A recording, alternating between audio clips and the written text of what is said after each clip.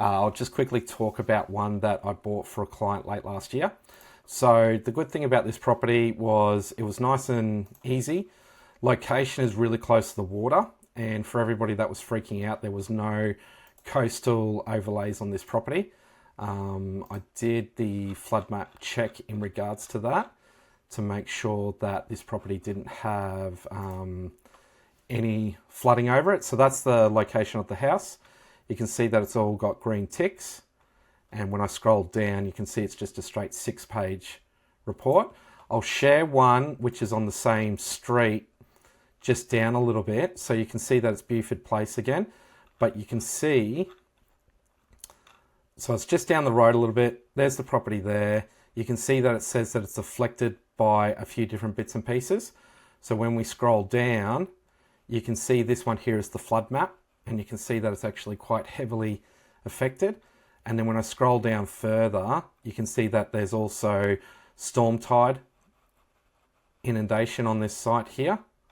And it goes through all the details in regards to the prop. All the council areas in and around Southeast Queensland will show the flood mapping and everything like that.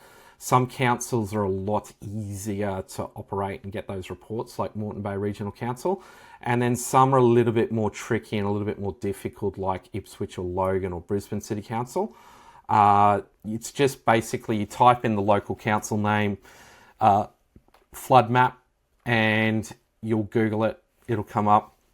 From there, you've got to type in the property address and you've got to do a little bit of hunting and looking for it. Hiring a professional saves all that time because we know exactly where we've got to go.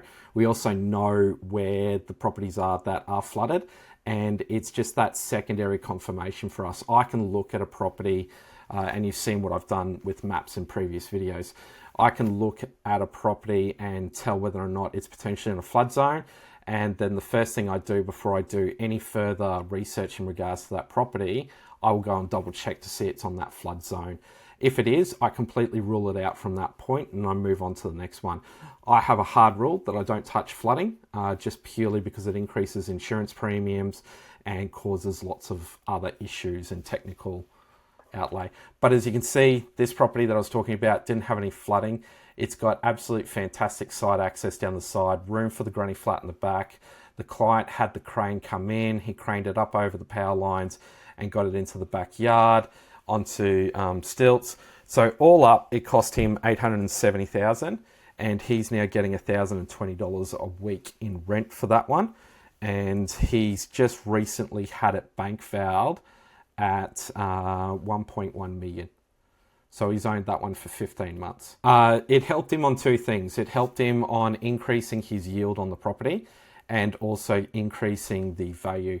So the value uplift that we're seeing from the properties is around about that sort of $1.20 to $1.30 for every dollar spent. So you spend $1 and you're getting $1.20 to $1.30 back for that capital appreciation. But it's the rental yield that is going through the roof. So in most cases, you're going to be looking at around about that sort of 15. Best case scenario, you're going to be looking at around about a 19% yield. And then that changes the game. So if we were to say that that property cost him $705 and we were to work on a theory that he was going to rent the main house out for say $550 a week without the granny flat, he'd be looking at a yield of around about 4.05%.